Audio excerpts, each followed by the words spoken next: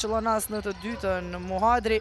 Dora e butë e tyre u vendos në pahçe në fillim. Kemi tentim për treshe nga Alexis. Basketbolistja e PJ03 Toll Free realizoi 3 pikë shqysh në startin e ballafaqimit ndaj Bashkimit në kuadër të finalit së dytë në Superligën e basketbollit në konkurrencën e femrave. Por se e duan fort fitoren, tregoi kundërpërgjigja e shpejtë e vashave prizrenase. Në serinë e tresheve vendaset ishin shumë herë më të sakta duke realizuar edhe 3 të tilla deri në fund të qerekut të parë. 2 nga ato i realizoi basketbolistja Jordan King. Por pavarësisht efikasitetit në 3 pikësha, qerekun e parë humbët me rezultat 21-23. E në 10 minutëshin e dytë gjërat nisën një lloj si në të parin. Me njerë vjen tentimi nga Alexis Toll Free. Toll Free shënoi sërish për 3 pikë.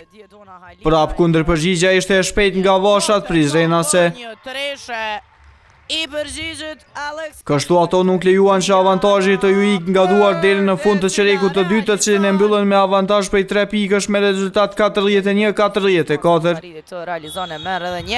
Pejanet në qerekun e tretë e barazuan rezultatin në 49-49.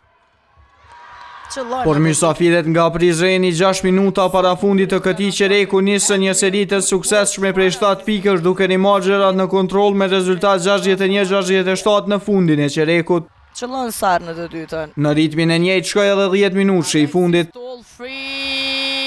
Vashat e Bashkimit ndonë se humbën avantazhin në fillimin e qerekut të katërt e rikthyen atë sërish në fund të tij duke triumfuar me rezultat 82-86. Kjo ishte fitoria e dytë e Bashkimit në finalet e Superligës, pasi që paraprakisht fitore realizuan edhe të martën në shtëpi ndaj PJ03 me rezultat 82-79. Skuadra e parë që arrin 3 fitore shpallet kampione e edicionit 2024-2025 në Superligën e Kosovës në basketbol në konkurrencën e femrave. Për 2-0